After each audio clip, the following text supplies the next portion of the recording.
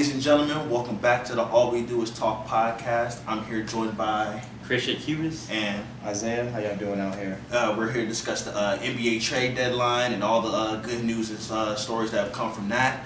I think we can go ahead and kick this off with the biggest one. Absolutely, James Harden traded from the Brooklyn Nets to the Philadelphia 76ers in exchange for Ben Simmons, Seth Curry, Andre Drummond, and 2 first-round picks. It's two. One is unprotected, but that's this year's draft. Yeah, and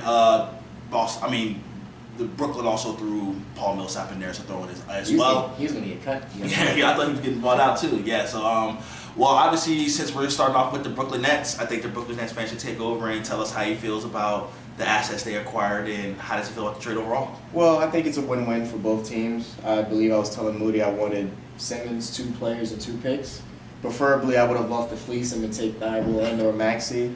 We have to settle for Drummond. I thought Curry was coming no matter what. Moody didn't believe me, but I guess he was coming. I thought we'd also have to give up one of our shooters, but it works out. I think it's win-win for both teams, like I said. Philly's going to get to spam the James Harden and Embiid pick and roll. We'll see how that works out when they're not doing that. And Ben Simmons gets to be the big wing defender, versatile actually, do-it-all defender for the Nets while also being the playmaker. He'll be able to make from the post, hang out in the dunker spot. I'm interested to see how KD and Kyrie integrate him into their whatever they've got going on over there in the city. But I think the biggest takeaway from this is that we'll have Patty Mills, Steph Curry, and if Joe Harris can come back, Joe Harris, I think those are the 3 best complementary shooters in the league that you could have. And I think both teams are going to get out of this on the short term well. Now, long term wise, I think the Nets win because we get the younger player who's in his prime. We'll see how he comes back. We know he's got his mental health issues. They seem to be going away. He'll be joining the team. And as for the Sixers, I'll see if they're going to be able to. James Harden will be eligible next year for a 4-year extension at $60 million per year. So I'll be interested to see if Philadelphia will be handing out James Harden a 4-year, $240 million contract. But overall, I think both teams win. I think the biggest losers are the other teams in the East that now that the Nets and the Sixers have fixed their problems, those teams will be championship contenders. And I think the Bucks will be okay, but I think the Bulls and the Celtics and the Hornets, those teams will probably be the biggest losers of these 2 teams coming to the solution. But how do you guys think about it? Last thing, any ill feelings towards James Harden and his force out of Brooklyn, even though he was telling everybody he wanted to stay? I mean, he's going to find out Philadelphia's not New York, and I'm going to let him figure that out. You know, they say they're going to have the strip clubs popping. The strip clubs seem like they're ready to go. I mean, apparently he was partying excessively the last few days. We saw we know James. If you watched the that was on the West Coast road trip. We know what James Harden was doing. If you watched the Sacramento game, he 4 points in his final game was in that. He was ready to go. We were ready for him to leave.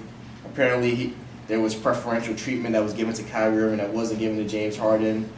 Coach Nash, who knows what type of show he's running there. But I think it'll be okay because we got KD. And as long as you have a top 3 player in the league, you always have a chance. So as long as we kept KD, that's really all that matters. Yeah, I tend to agree about the win-win for both sides.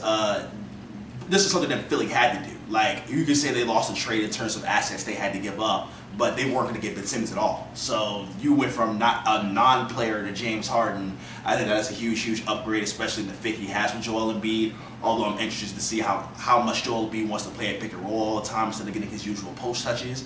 We'll see how James Harden feels about giving up pick and roll plays to give post touches to Joel Embiid. That's all fine and good. We'll see how Doc Rivers feels about not being the most powerful person on his team anymore, because I think James jumps him in the eyes of Daryl Morey. So we're interested to see all the drama things that are going on with Philadelphia, but it makes Philadelphia a legit championship contender again. Without Ben Simmons, they weren't that.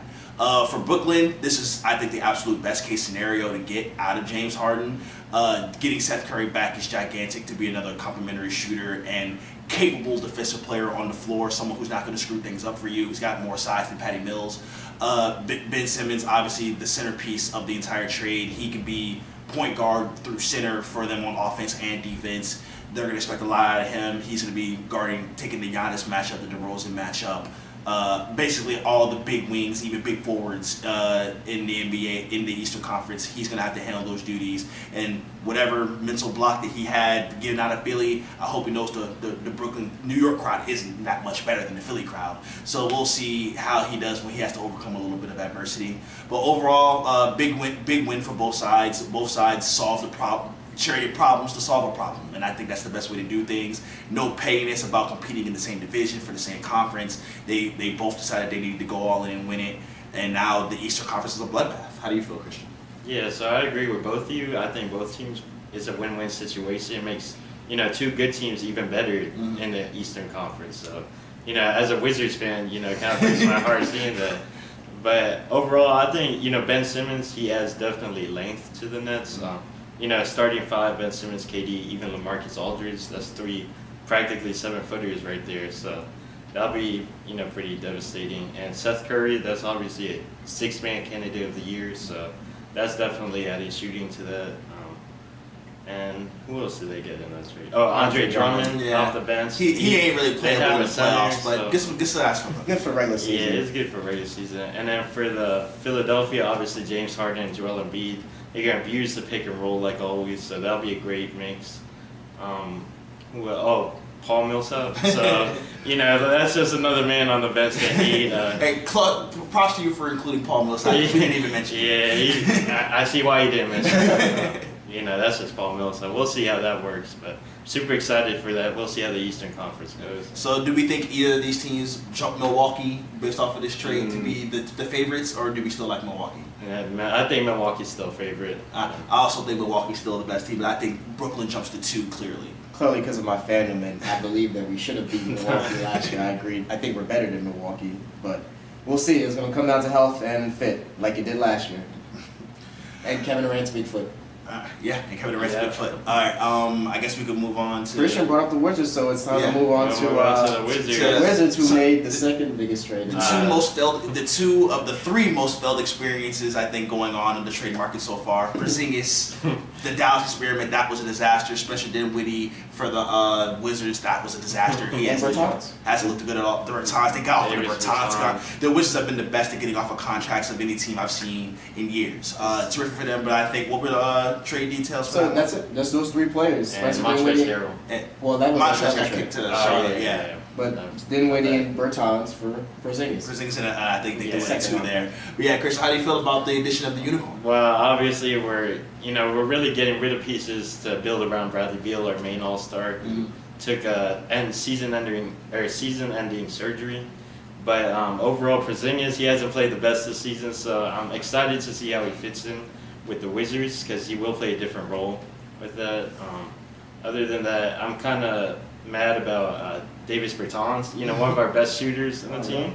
But we are overpaid. Yeah, exactly. That's why I said we're building around Bradley Beal. So it's interesting to see. We were dumpster fire, so there's the whole rebuild, kind of like what Knicks did. So we'll see where that goes next season. This whole season's a throwaway. So as a Wizards fan, don't be sad about it. We'll see how that goes. Super excited.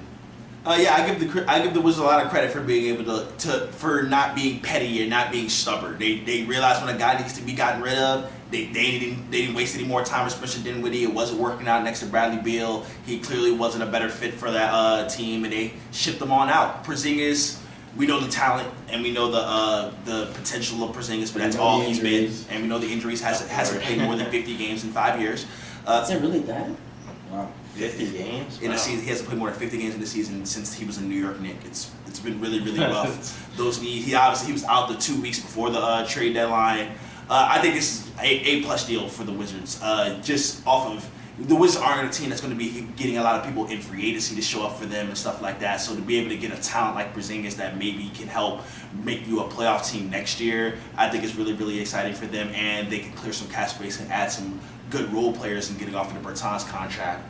For Dallas, I'm surprised, to say the least, that they decided to just blow it up with the Porzingis experiment, because I don't know how much better Dinwiddie makes them in the short term. And Porzingis has shown that he's a good fit with Luka when he plays. He just doesn't play enough. But Spencer Dinwiddie isn't like the exact bill of health either.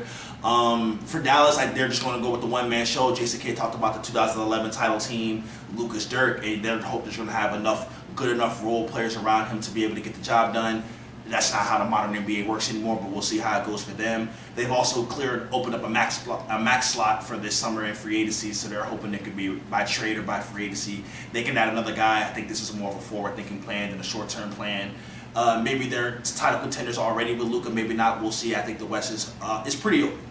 I mean, I just don't know. I clearly Washington's going to throw their final Hail Mary to keep Bradley Beal and go with that combo. So that's basically what the Dallas Mavericks did a couple years back to bring in Porzingis, like Christian said, to be with Luka. So we'll see how that. It's going to come down to Kristaps' health, but like you said, apparently he's never been healthy for a while. So we'll see how that goes. I don't know what Dallas is doing. They're opening up that max space that they've opened up Time and again. Every other free agency period. So we'll see. I don't know who they're targeting. They need a wing, but not a lot of wings are available. Maybe they call up LAC if things go wrong there and see if they can get one of those guys. But they have flexibility, so I don't think this trade makes them better right now. But it's just crazy that Porzingis, who was an all-star, is now just practically a salary dump. Yeah. We'll see if the Wizards can revive his career, and maybe there was the feud between him and Luka, so maybe Bradley Beal's never feuded with any of his teammates. And they got some more European guys over there, and he's pretty much the one now because Bradley Beal being out. Yeah, so he's pretty much the one. I know Kuzma got to be sick. If they could work him into the situation they have now and get him into the system and get him in place, and then add Bradley and hope to go on a run next year, that could be good for them. I don't know where either of these teams are going after this trade, but we'll see. We'll see. All right, I think the next big one we can talk about is Domantas Sabonis getting traded from the Indiana Pacers to the Sacramento Kings in exchange for Tyrese Halliburton and Buddy Hield. I think some other draft picks and things were involved as well. But yeah, this is one of the more, I think, surprising deals I think we saw at the trade deadline. I think everyone knows Sabonis was being shopped, but I don't think anyone thought the Kings would be this push all the chips in, all in team. And if they were, we thought they'd be more willing to move on from De'Aaron Fox and Halliburton. But that's the decision they decided to go with. Hell of a debut for Domantas Sabonis for the Kings. He had like 22, 11, and 8. And they beat the Minnesota Timberwolves, who's been a solid basketball team all year. For Indiana, they clearly saw the core wasn't any good. No, the core wasn't going to be able to get the job done. I think they peaked in like the 4th seed, and they got knocked out in the first round a couple years ago with Sabonis and those guys. T.J. Warren, those guys, but I think Miami sent them home pretty unceremoniously, and they kind of found out that that team wasn't really built to win right now. I think as far as getting value, I think outside of what the Nets got for James Harden, I think this is the next best value in terms of what you got for your star. Getting Tyrese Halliburton back, I think, is a home run addition to their team. I think he fits well with Malcolm Brogdon. They could both play the 1 and the 2, switch, play defense. They're both excellent shooters. Young relatively as well. Rick Carlisle is a good system guy, especially with point guard. So I think all those things, that's a really, really nice addition for them, especially if they believe they couldn't win, don't want to pay Domantas Sabonis anymore. Buddy Hield is a movable contract after this season. So overall, just a really, really nice haul, I think, for an all-star caliber player, Sabonis, but they knew their ceiling was limited. For Sacramento, this reminds me a lot of what Chicago did last year for Vucevic at the trade deadline. Kind of this all-in, we'll see, push to make the play-in, push to make the playoffs, and we'll see what we'll be able to do next year. Obviously, it's working out great for Chicago, #1 seed in the East. For Sacramento, I think they're 11 right now on the outside looking in, but they have a chance to make a push here. De'Aaron Fox is finally back healthy, and I think him being the complete #1 option in terms of like ball handling and playmaking will help him improve, because he struggled this year being more off the ball, as Halliburton has developed into more of a star playmaker on the offensive side. Davion Mitchell obviously gets a bigger role. Their top 10 lottery pick. Now that Buddy Hield's out, they can really use his defense as well, because Sabonis doesn't exactly help him on the defensive end. I think it's a good fit for Alvin Gentry and his offense, versatile shooting, playmaking. I think that's what he wants to do. And Sacramento's giving him a real chance to make the play. I mean, yeah, I like the trade for both sides. Yeah. I think it's equal. That's a fair trade on both sides. I think Sabonis was the best asset that Indiana had, and I thought Halliburton was the best asset that the Kings had to build a package around to get a player of Sabonis' caliber. I'm higher on Sabonis. I think that I've seen a lot this week. I think he's got a Nikola Jokic-like skill set. I'm interested to see how he fits with Fox and how good of a coach Gentry could be with him, because we know what Gentry is. He's been around a while now, and he's really never done anything. He made the conference finals for Steve Nash that one time. Wow, that's so long ago. But I mean, it was shocking. It was shocking because I don't think anybody knew that everybody knew the Kings were shopping for a player. I just don't think anybody knew what they wanted. So it was surprising to see the Kings go all in, which I'm okay with that if they have a plan. Like we said earlier about the Mavs, if they're going to use the money they freed up to go get or to use Sabonis to go get a third star. What would you call Fox? But I don't think Fox is a star, so I think a legit two to go with Sabonis, and you have Fox running the show. They probably need a wing. I'm high on Davion Mitchell. I think the Kings have actually done really good drafting guards the last few years. I think Mitchell's a good defensive guard, so I think he'll fit pretty well. Getting off of the Buddy Hield contract, I think will serve to be really good. I'm not very high on Buddy Hield. Just like Bertans, that's just way to go, way to get off So that. I think both teams got what they wanted out of the trade. So in the end, we just gotta wait to see if we've seen the peak of Sabonis, and we wait to find out how far away Halliburton is from his peak. That's gonna determine where this goes. Because if Halliburton becomes this all NBA type of player that I've heard some people say he could be, then we can look back and probably be disappointed in Sacramento. But I think I wouldn't be. I think Sacramento got the better player. Like I said with the Nets, they got the under 26 multiple time All-Stars, so I'm gonna go that they'll be fine. And I think they got good value and I think Indiana got good value for Sabonis, so I think they'll be okay. We'll see pressure turning up on Rick Carlisle to finally build something, because I think Moody told me he hasn't won the series since that championship. Since they won the title. So he's gonna need to win a series, get into the playoffs to change the narrative of what he's been the last few years. But you can go ahead. How do you feel about this trade, Christian? Yeah, I mean, I agree with both of you guys. I think it's a pretty equal trade. As a Wizards fan, I was monitoring this trade, actually. Teams like the Wizards, Hornets, Miami, really one all-star away from being a competitor were looking at this trade. So, the fact that, they decided to trade with Kings, that surprised me at all. Especially for Buddy Hield, Halliburton. Just, for a Pacers point of view, I think, for their trade value, clearly they were looking to trade him. Everyone knew he was on the shop. Yeah.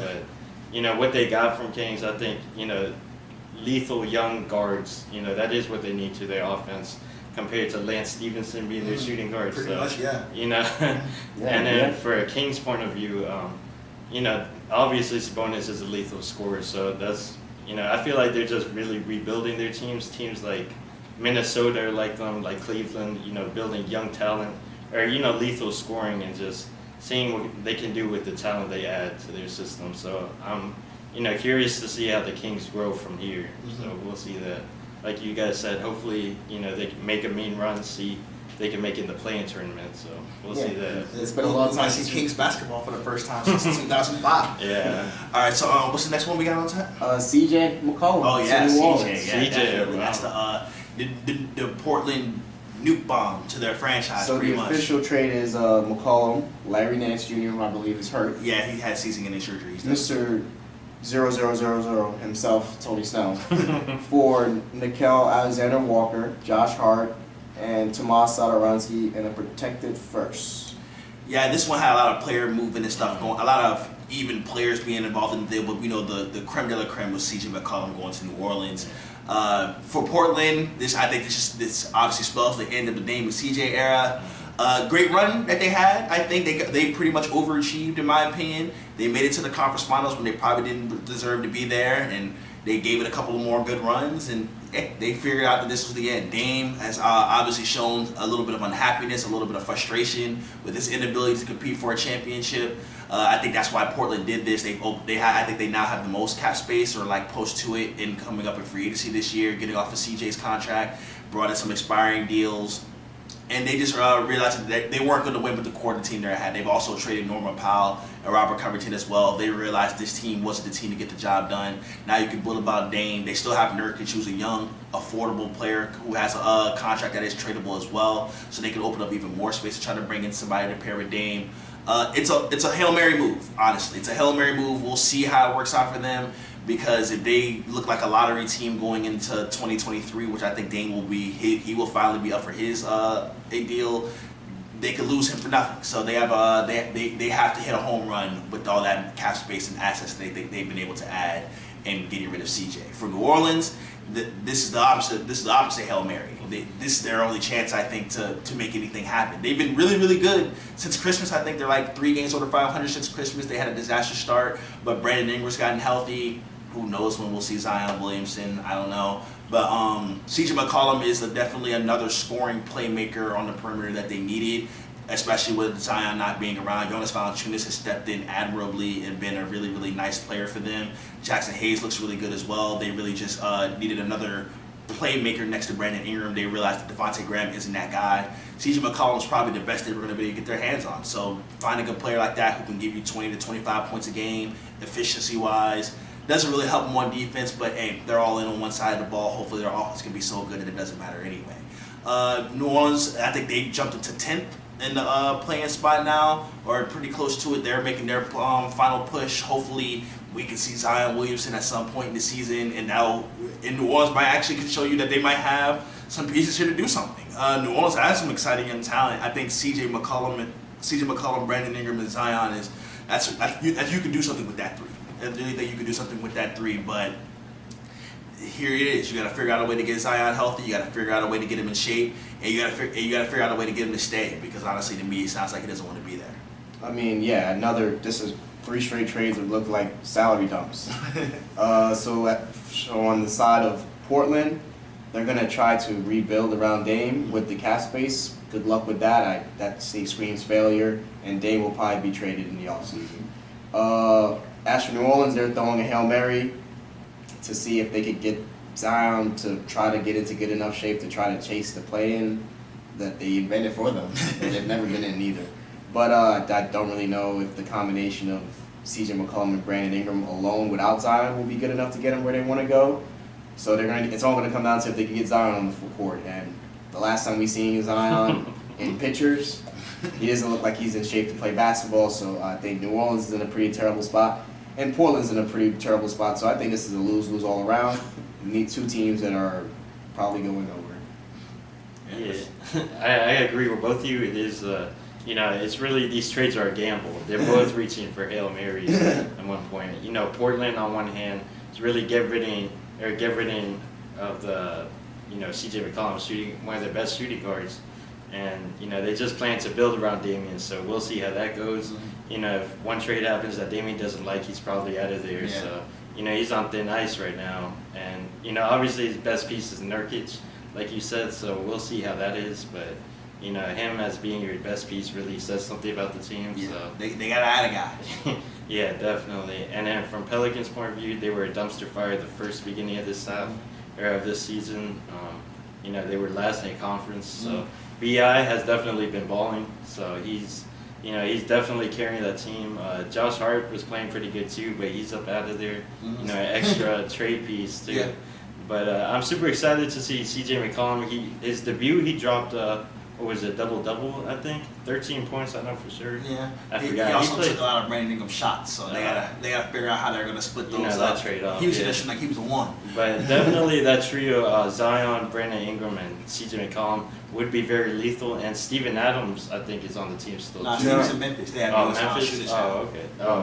Well, Valanciunas, Jackson Hayes has been playing good too, so that's still a young talent. So I'm super excited to see that combo.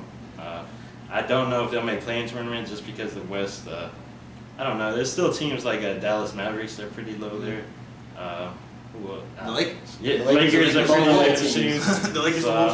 We'll see in the West if it's really a battle for that little play-in tournament. So we'll see how that ends. But yeah, I'm super excited to see them next season. All right. Okay. So I think the rest are. We just got a few trades here. We're just we gotta talk about Karras. Here's the first one. Couple rapid fire ones for teams that just seemed like they wanted a player. So Karras LeVert to Indiana for Ricky Rubio in the first. Yeah, obviously big time pickup for Cleveland. And that's the perfect fit. Players you weren't using for the rest of the year for a scoring, playmaking wing that was a gigantic hole in their roster. Really doesn't get any better than that. Yeah, Cleveland's been stealing good players in trades the last 3 seasons easily. They needed a scoring wing, and they got a scoring wing. He's going to replace the scoring that they lost when Colin Sexton got hurt. Yeah. And he's going to do it better because he's taller, better on defense, better playmaker. So just beautiful. And they could get Sexton back. It's not like Sexton's done for the year either. So Yeah. Yeah, that big win for Cleveland. Christian, how you feel about that? Yeah, I feel the same way. Big win for Cleveland. Who they get rid of? Ricky Rubio injury. He's been injured for a while actually, and obviously they got another scorer that's young to their young core. So I'm excited to see that. Next, Robert Covington and Norman Powell to LAC for Eric Bledsoe and Justin Winslow and some picks. This was a two-sided salary dump. LA was dumping Eric Bledsoe. Portland was dumping all their guys.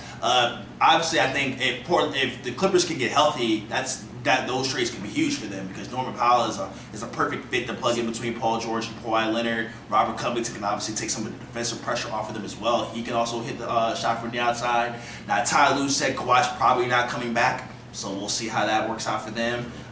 If he does come back, that's a loaded team. If not, they do have a good team for the offseason next year, and I think we've talked enough about Portland. Yeah, getting rid of Eric Bledsoe is always a big win. So doing that alone for LAC is big, but Covington's a great wing defender. Norman Powell's a perfect, what's it called? What would you say? 3-and-D. He's 3-and-D. 3-and-D, but he's a great microwave scorer. When he gets hot, he can get going. So I think if you have him and you could get back Paul George and Kawhi, he'd be big in the playoffs. And Covington's got lots of playoff experience, so that's a great defensive wing to have. Yeah. And no Eric Bledsoe. He's terrible. Yeah. And he's not even playing for Portland. He's apparently waiting for a trade or a buyout. I guess now a buyout. Good luck for Eric Bledsoe. Yeah, for me, obviously, from seeing Clippers come back from a 30-point, being down 30 points by the Wizards, obviously see a healthy team from them is very dangerous. Luke Kennard is obviously their main guy right now. That's very shocking, but these two pieces, Powell and Covington, they add defense obviously, but offense as well, especially their scoring. So, I'm excited to see that. They obviously filled the void that PG and KY are missing there after being injured. So we'll see how that is. Yeah, I'm excited for that. All right, two more. This Marvin Bagley trade, he gets 14 trade that sends Marvin Bagley, one of the most infamous draft busts of the last 5 years, to Detroit. Rodney Hood to the Clippers. Milwaukee gets Serge Ibaka, Dante DiVincenzo, and Josh Jackson and Trey Lyles to Sacramento. I feel like this is overall pretty irrelevant for everybody. Serge Ibaka to Milwaukee? I think that says more about Brook Lopez probably not coming back, which might be a big deal for them because Serge Ibaka is what he used to be, what Bobby Portis is now for them, pretty much. He's still a vet. He can still hit the outside shot. He's smart, but that back, he looks pretty done. So we'll see how Serge Ibaka. He's more of a playoff piece for them than a regular season piece. Marvin Bagley is irrelevant. He showed that he's really not that good. Maybe he can find new life in Detroit, but I think he's a better four. And Jeremy Grant has shown that he's not giving up any spots or minutes right there. So we got to see how he even gets into the rotation. They still have Isaiah Stewart and Kelly Olynyk and Trey Lyles. They have a bunch of guys, a bunch of forward 4 or 5 type of players. We see how Trey he gets Lyles went to Sacramento. Oh, Trey Lyles got shipped out? Oh, okay. All right. Now, I think Sacramento's the biggest winner because they get Dante DiVincenzo, the scorer, to go with De'Aaron Fox and Sabonis, so they reconstructed their whole team. I think that's a good piece. That's a sneaky piece. Yeah, Dante, he's been kind of struggling coming back from that injury this year, but another guard who can defend, shoot, pass, rebound, all that. He could just, a solid guy, veteran, he's not going to screw things up for you. Christian, anything that you want to talk about? Marvin Bagley, Serge Ibaka to Milwaukee? Yeah, kind of about Serge Ibaka to Milwaukee. Just coming off the bench, I think, as an old, he'll be really the OG of the team, giving guidance, but he'll definitely be, part, lethal. I think Brook Lopez started, right? He's been hurt. How long has he been hurt? He's been out since early December. He's been out for a while. Yeah, so they're wonder they got Portis in the 5. Yeah, that makes sense. Marvin Bagley, he hasn't played the best this season, but we'll see how he fits in. Yeah, wherever. So. All right, and lastly, I want to talk about the Celtics because they made a bunch of moves in their first trade deadline post Danny Ainge. So we've got the big one, Josh Richardson for Derek White, and a first-round pick, one which attached to Josh Richardson. They also swapped out. Let me make sure I want to get all of these right. What's his name? Dennis Schroeder sent him to Atlanta to Houston for Daniel Tice, and they also salary dumped Bol and PJ Dozier to Orlando. Yeah. So anything Boston making moves? Well, Isaiah, you know how I feel about Derek White. I think Derek White is a perfect like Karis LeVert was for Cleveland. I think Derek White could be that kind of fit for Boston. They definitely needed a guard with some size who can shoot. He's a hell of a defender as well. He's one of the better defensive guards in the league. Got some experience. He's been well coached with Greg Popovich in San Antonio. He can be a little streaky, a little inefficient, but you're asking Tatum and Brown to do most of the heavy lifting. He should be asked to hit spot shots and play defense. I think that's a perfect role for him. He can handle the ball a little bit too. And they getting off Josh Richardson, who's really not that good, and a first round pick that's really not useful for them. I think that's a home run addition for them. And they also had Daniel Tice back too. They probably getting rid of Dennis Schroeder, Dennis the Menace, who could be a Laker in the next week or so. We'll see. But yeah, I think getting Daniel Tice, who's fallen out of the rotation in Houston, yeah, because they've been playing the young guys. I think he's already shown he's a good fit in Boston. They probably need another floor spacing big because Al Horford plays the 4 for them, so they need somebody else to come off the bench for them as well. 2 good trades for Boston. Yeah, I agree. Obviously, Daniel Tice. It has been a while since he was on Celtics. Yeah. But yeah, I'm super excited to see that. Did you say Bol went to Orlando? They sent Bol and PJ Dozier. Both are out for the season. I'm definitely excited to see Bol. You know, obviously he left Denver to get more of a role in an up and coming team, so we'll see how that goes. You know, he's a elite. Well, I think he's an elite scorer. We'll see in the NBA because we barely saw him play. But other than that, Celtics obviously got rid of Dennis the Menace. He, wasn't playing too efficient, but probably asking for too much money, cap space. Who'd they get for Dennis Schroeder? Daniel Tice. Daniel Tice. Oh, okay. Well, yeah. They were just dumping Dennis Schroeder. Yeah, we knew it was going to happen, so it's not surprising. And finally, we could all agree that Montrez to the Charlotte Hornets is good. Definitely hit big last night when they smoked up on the Detroit Pistons. We know what Harold is. Dynamic scoring big off the bench. Another need, fit, perfect. Yeah, I agree. All right. Yeah, I agree. Well, that's going to wrap up the trade deadline discussion we were having right here. We'll be back with some more NBA stuff. Now that NFL's wrapping up, we'll start shooting out some more NBA stuff. So we'll be back. Yeah, let us know how you feel about the trade deadline. Like, comment, subscribe, and we'll see you guys next time.